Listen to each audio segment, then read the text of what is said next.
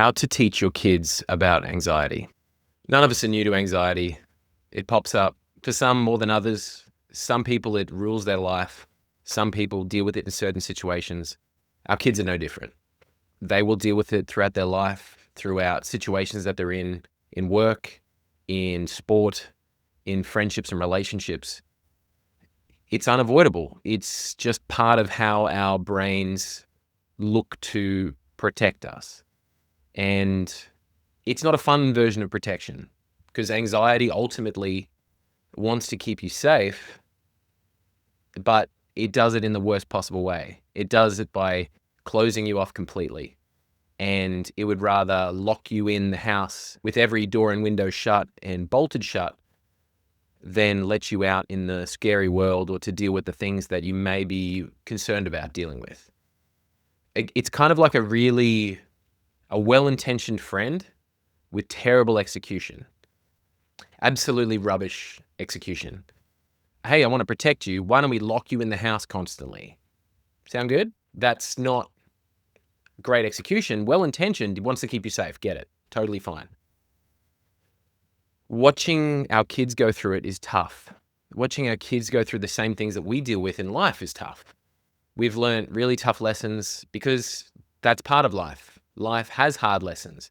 It has difficult moments, really difficult teachings, and learnings where you wish they didn't have to happen. And ultimately, I understand that most of us would want our kids to, in an ideal world, we would want our kids to go through life with none of the hardships, but with all the lessons. Because I know personally that I don't want my kids to not understand the lessons. I want them to understand why, to understand the depth of things, to understand the value of things. So the lessons are necessary, but ideally, the less hardship, the better. But that's something that we can't control. That's something that does happen. There are hardships. There are moments that get in the way. The moments that make life a lot trickier and more uncomfortable. And it is just a part of it. It's a mixed bag, and that's very normal. Teaching our kids about anxiety means that we get a chance to give our kids more of a grid, more of a basis than maybe we got growing up. Because I know for me, there wasn't a lot of talk about that. It wasn't even called anxiety. It was nervousness. It was fear. It was nervousness. And they're all part of it. That's true. For my kids, I know I want them to be as equipped as humanly possible to deal with anxiety as painlessly as possible, or as logically and as in control of themselves as they can be. I want them to be not at the mercy of anxiety, but I understand there will be difficult times and there will be imperfect moments. And ultimately, I know that one thing that I want them to strive for is I want them to get through those moments, even if it's hard to get over that hump, even if it's hard to push that rock up the mountain, that boulder up the mountain, to get that momentum first. Because sometimes with anxiety, it's about getting over that initial hump, that really difficult bit where you're stuck. That's particularly tricky. What I'm trying to say is sometimes I want them to persevere a little bit longer until they can see anxiety for what it really is. Anxiety is very inflated. It takes a fear and it blows it up enormously. So it looks so insurmountable. And ultimately, anxiety is just right up to your eyes. If you put anything right up to your eye, it looks enormous. It blocks your vision. You can't see anything else past it. This is the biggest thing ever.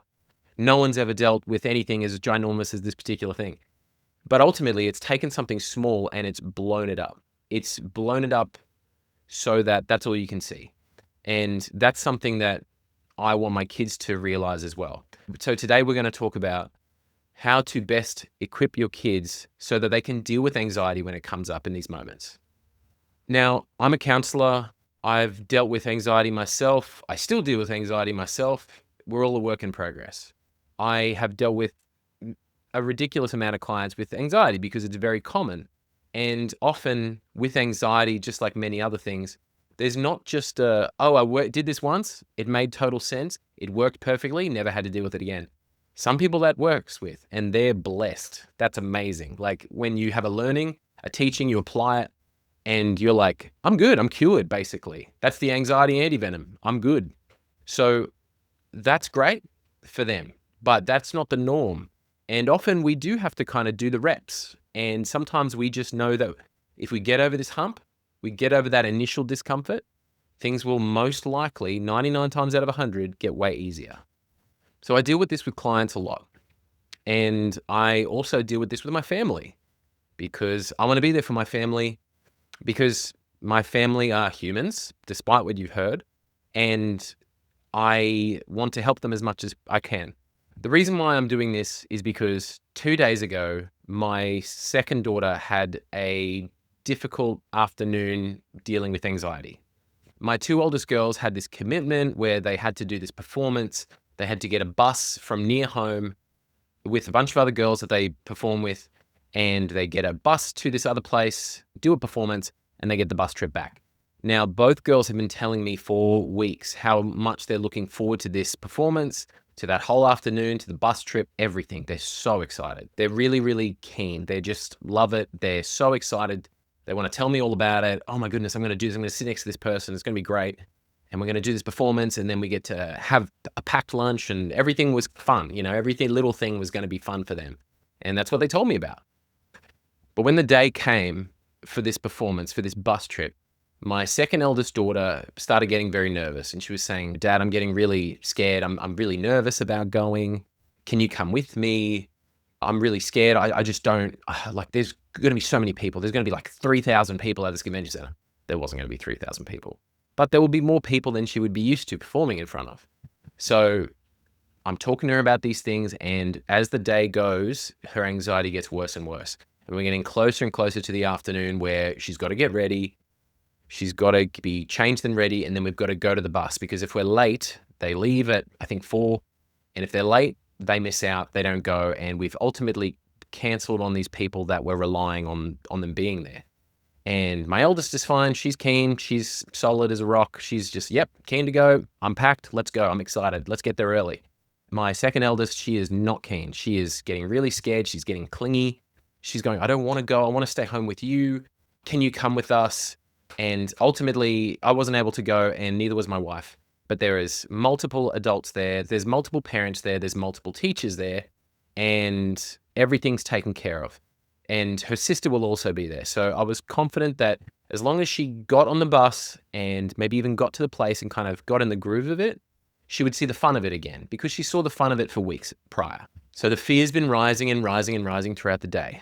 She really doesn't want to hop in the car to drive to the bus stop, but I'm talking to her, I'm praying with her, I'm talking to her about it, and I start to teach her a few things, because I want her to understand that anxiety or fear or nervousness, however you want to put it, is not unique to her. She's not a scaredy cat. She's not unique in this particular thing that she's the only one dealing with it.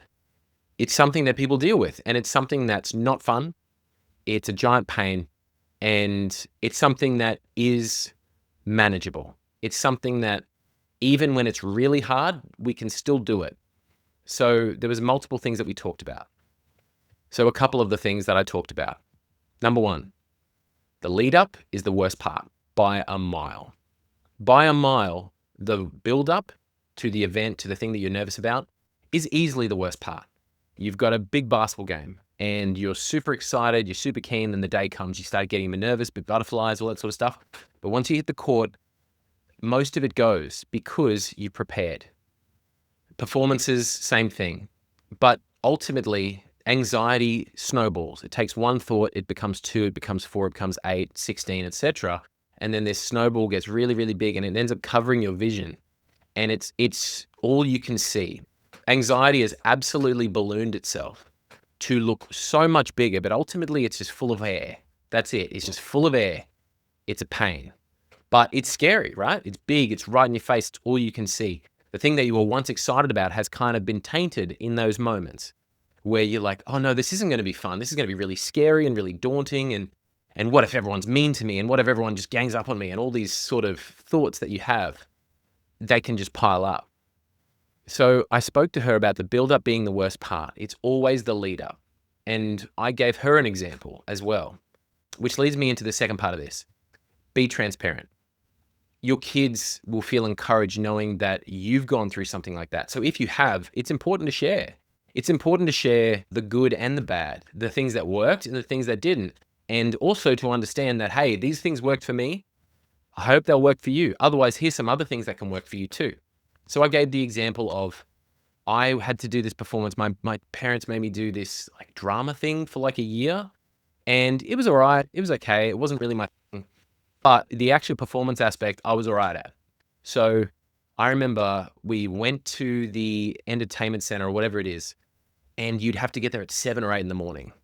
And I was telling my daughter about this, and I was saying you'd get there in the morning, and ultimately you didn't know when you were going on, but then often it was till like late afternoon. So you're there for like 5 or 7 hours. And I was around all these people that had lived this stuff. You know, they love this thing. They love performing. They love drama. They love all this sort of stuff. And for me, I was super nervous. I was fearful. I was scared. I was so worried about performing in front of all these people.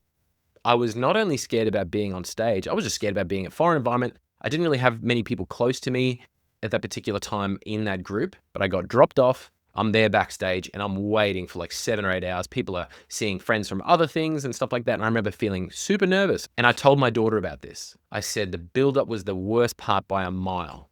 I was upset. I was tearing up at times. I was really fearful. I was thinking about all the worst possible things that could happen. Anxiety can catastrophize things. It can make something small seem gigantic. And it was doing that. And it was just blowing up small fears into massive fears. But I told her the build-up was the worst part, but once it was, hey, you're on next, there was excitement. And the anxiety and the nervousness switched into a nervous excitement. And so I talked to her about that. It's like, well, let's turn that fear into excitement. Let's turn that nervousness into that nervous excitement, sort of like, oh, I get to hang out with my friends. It's all new. It's all different. And let's see the positive of this that you were able to see even yesterday. The third thing, ask anxiety questions. I spoke to my daughter about, well, what are you afraid of? What are you scared of happening? And she said, I don't know, but I don't want to go and I don't want to this. And it just kind of spiraled. And I said, well, ask it a few more questions. And she was asking questions. She said, I really don't know what I'm scared of. I guess there's a lot of people and stuff like that. But then the other thing was, she said, I don't know, I just feel scared. And I pointed that out to my daughter and I said, that's the other thing. Sometimes anxiety gives you the feeling and tells you should be scared.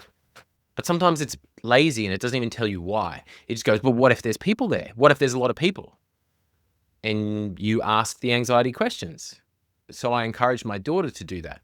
Well, what if there are a lot of people there? What happens next? And she said, well, I'll be nervous. I'm like, well, why is that? And she goes, well, what if I make a mistake? And I said, well, what if you make a mistake? And she's like, well, I don't know. She's like, what if I trip because I can't see? Because she was worried that she couldn't see because there'd be a lot of people on stage and things like that. And I said, what happens if you trip? And she didn't know. And I said, okay, well, you just stand back up and you continue. It's a mistake. It wouldn't be great. However, that's something that just happens and we just continue up and go.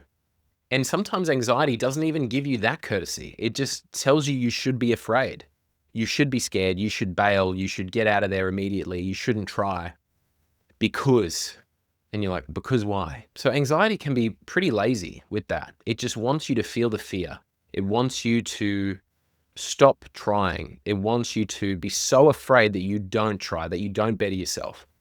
And I was talking to my daughter about the fact that anxiety can be just wanting you to be afraid, wanting you to not do the thing. And it's important that we don't let it get away with that because it's not fair on us. It's not fair to just listen to someone who's just telling you to be afraid to not try. Number 4, give comfort. Throughout this time, I'm talking to my daughter. I'm calm in the way I'm speaking.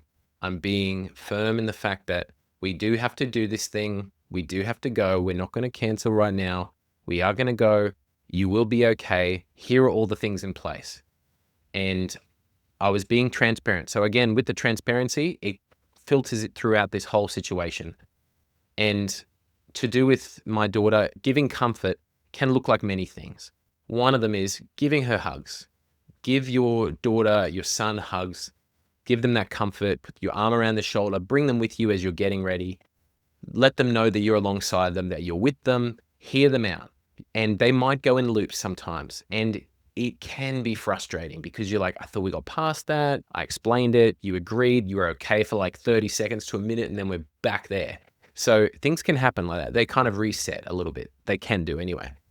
And with my daughter, it was taking her through things. It was giving her the comfort of letting her know that this is what anxiety looks like, that this is what this situation can look like. This is what it's looked like for me. Giving her comfort that she knows she's not alone. Giving her physical comfort with cuddles, walking around with her, bringing her alongside you as you get ready, as you go to the place. And that's pretty much all I did. It took a while to get her on the bus. But as we got there, we were arm in arm. I was talking to her about this and she goes, no, I'm not going on the bus. I'm not going on the bus. And I said, this is something that we do need to do. And everyone's being really supportive as well. And there was a lot of comfort from everybody else there. There was the teachers that were there. There was other students, and they were saying, hey, come sit next to me on the bus. Hey, I'll be there. No problem. I was very clear to give her comfort in the fact that one of the teachers who was there and trying to be really helpful, I said to her, my daughter's just a bit nervous. She's a bit nervous about the whole situation. It's a bit different for her. And she said, oh, that's okay. No problem. Oh, I get nervous sometimes too. Again, you've got comfort. It's great to have it from other supportive people or people that you trust. So what I did was I spoke to the teacher and I said, because it's someone that I trust, and I said, if anything's wrong, if she's upset, would you mind giving me a call? And if anything's terribly wrong, I can come over there and be there. If she needs to talk to someone, she's very welcome to talk to me. Would you mind doing that? She goes, no problem at all. That's totally fine. But she can sit with me. We've got a lot of other people around. Now, what I can control is I can control how I comfort her, the fact that I do. And that can come from your words, your physical touch. You can do that also by recruiting other support networks around her. So this is what I was trying to do.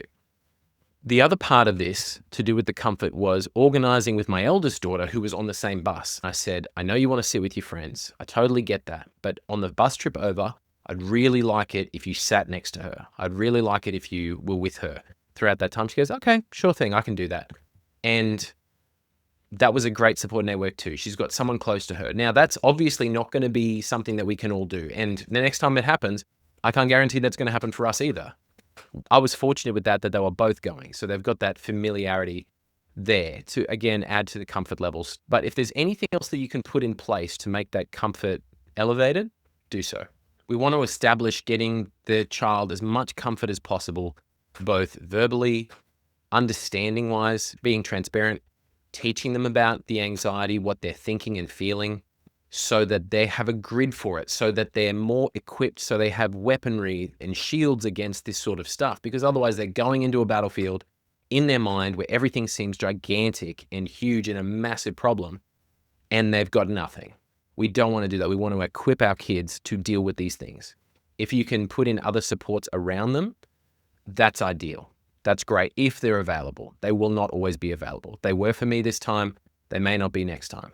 So in this scenario, I finally got my daughter on the bus. I walked on with her. The bus driver even offered for her to sit right behind the bus driver. She's got a great seat. They can talk on the way. Had a lot of other people offering to sit with her, to be with her, to call if they need. And eventually she sat with her sister. And it was nice. It was comforting. Had a last hug. It was all lovely. I told her I'd be praying for her and I'd be a phone call away if she needed anything, but she's going to have a great time, etc. Fast forward to that night, to that evening. My wife picks them up, brings them home, and I talk to my daughter and I say, how was it? She goes, it was really fun. I said, awesome. I'm really glad that you went. I said, did you have fun? She said, yes. And she started telling me about it. She talked me about all the things that were really lovely, all the nice people that were there, how the performance went itself, how many people were there, etc. I said, that's great.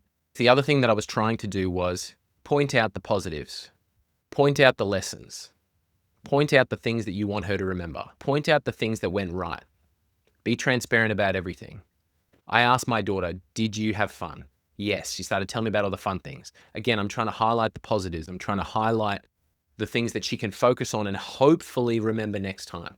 Again, it's very hard to remember other things where we've got anxiety and fear like right in our face.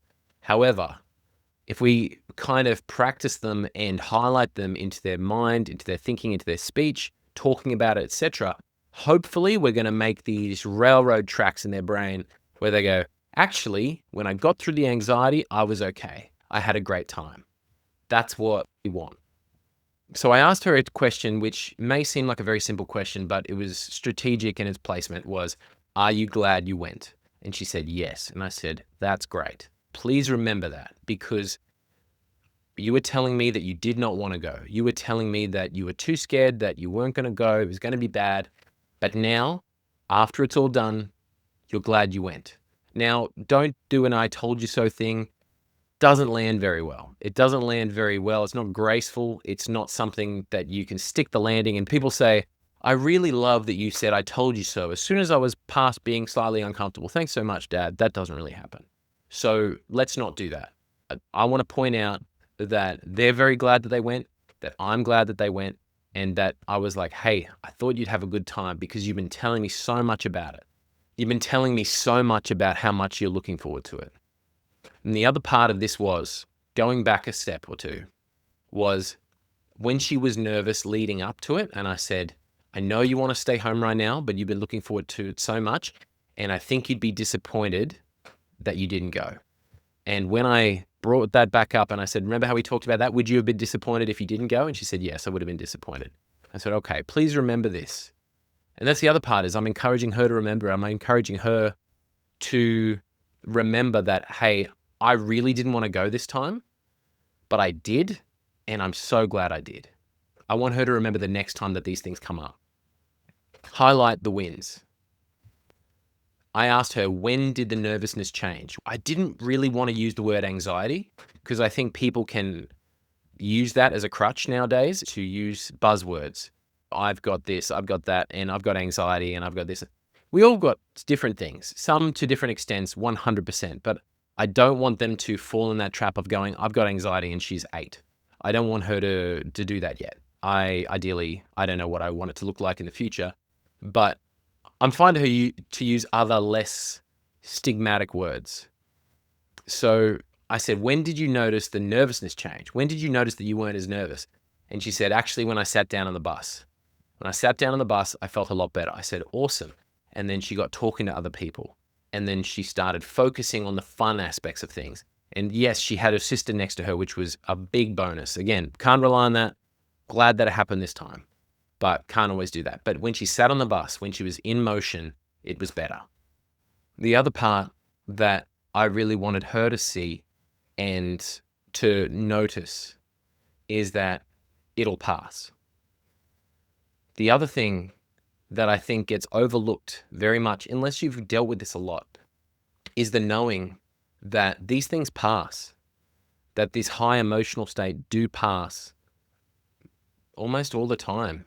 I'm using the word almost because sure, there might be some people that don't get out of that state, but the rarity of that is huge. I've got a friend who I saw yesterday, and I was talking to him about this, and he's dealt with major depression, bipolar, obviously for most of his life. And he's had a lot of big things happen in his life. And I was talking to him about it because I had seen him in the shops the other day and he wasn't in a good way. He was pretty down. And I said, oh, do you want to come for a walk with me? I'm just going to get some thermals because I'm going interstate and I'm a chicken. So he said, oh, nah, man, I'm just going to sit here a bit and let it pass for a bit. And I said, are you sure? Just have someone near him, just have someone around. He can piggyback on what I'm doing. That way he's got a bit of support. He's doing something. And he said, no, I'm okay. I'm like, okay, no, man, no problem at all. And I know that he's very proactive. So I'm not concerned about him as much. He's very proactive. He understands very much that if he does things to be preventative, he is way better. Because obviously he's dealt with it for a long time. He's not sitting back and going, I feel like crap. I'm not going to get out of bed. I'm not going to do all this sort of stuff. Because he knows that even though it's easier at that moment, it's way harder down the track. Whereas if he does the harder things, if he works out, he gets good sleep, does all these sorts of things, he feels a lot better and he's more equipped to deal with these moments when they come. But I was talking to him about this because I was telling him about my daughter and I said, you know, this is how I spoke to her about things. I was talking to him about that moment that when I saw him in the shopping center and I said, the thing is, man, I know that you're very proactive with all this stuff. And also that you know it'll pass. That you go, it'll pass. I'm just not feeling very good now. I'm feeling really low, actually. But I know it'll go away. And when it does, I'll be okay. But it might just take a while. And he said, yeah, that's right. I do know that it'll pass. And I do know that. And he felt encouraged too, because it's that sort of things that he does, but he may not always think about. He's doing it all the time. So it's just kind of natural for him now. And that's something that I want my kids to know, is that it'll pass. That these really bad feelings, that these really bad thoughts, they'll pass. They will. Sometimes they'll linger. Sometimes they'll drag their feet. Sometimes they'll snowball. But often they will pass. And if you know that this will go away at some point, I'll start feeling better soon, or it'll get easier. It's the knowing. So once you know that, it becomes a lot easier. And that's what I want her to understand, is that it'll pass. And the other thing that comes with that, with the it'll pass, walking hand in hand, is that lesson earlier, knowing that the start is always the worst. Once you get over that initial discomfort, that initial fear, that initial hump, the giant mountain before you get to that thing that you're nervous about, you feel a lot better. It's nowhere near as big. It drops by like 90%. You feel a weight go off you. That's a really important lesson, is to know that it'll pass, and to know that the start is always the hardest when it comes to anxiety. The purpose of this is to teach our kids to be more equipped to deal with anxiety, to be more equipped to deal with the fear that comes from things that they either have to do or want to do, so that they don't go in there empty-handed. They don't go in there and they're outmatched. So they feel like they can take it on, and it might be uncomfortable, but they'll get there and they'll get through it and they'll have the victory. And that's what I talked to her about. I said, yeah, anxiety is kind of uncomfortable. Like, it does suck. It's not good. It's not fun. It makes things seem way scarier than they need to be. However, we can get through them, and you've shown yourself that you have. You were nervous at this particular game, at this particular performance, and you did it. And great job. Please remember this for next time. We're wanting to teach them and to equip them and to build those muscles so that they're ready the next time, so that when it comes up again, that they're more equipped, that they're stronger, that they're more resilient, so that they can think clearer, so that they can kind of stampede their way through it and go, yes, I get it. I should be afraid, whatever you say, but I'm going to do this thing because I know it's more important. Because I know that once I get through this initial discomfort, it's going to get easier, and I get to enjoy the thing that I actually came here for. I get to enjoy the thing that I wanted to do in the first place. That's what I want, and that's what I'm going to do. It'll pass, and I'll still be okay. The other thing that I point out as well to her is that whether it's there or whether it's not, you're still okay. When it passes, you're okay, and when it's still there, you're still okay. You just don't feel as comfortable. That's it. It's a feeling, and it's not fun. I get it. Totally get it. It's not fun, but you're okay. You will be okay. So that was how to teach your kids about anxiety. I hope you liked it. I hope it helps. This episode is not totally just to do with kids. Obviously, this is a good way to talk to adults about it. It's just the fact that you can make this accessible to your kids, regardless of the age. You can go alongside them and talk to them and be transparent and have these lessons and teachings so that when they go to those moments, that they're ready. But hey, this might help you. So I hope it does. I hope it helps you. I hope it helps your kids. I hope it helps your family. And that it helps you to explain it and to make it not as daunting for them, to make it not as scary, to let them know that they are equipped, that they will be okay, that it'll pass, that they still get to do the fun thing that they wanted to do, and that they're still in the driver's seat, even if you got like a naggy, anxious passenger. That's it. So thanks for listening. I really hope it helps you. I hope it helps your family. And I hope it helps those who you're interacting with today. If you'd like to work with me, DM me, reach out, or hit up my website. And I'll see you in the next one. Take care.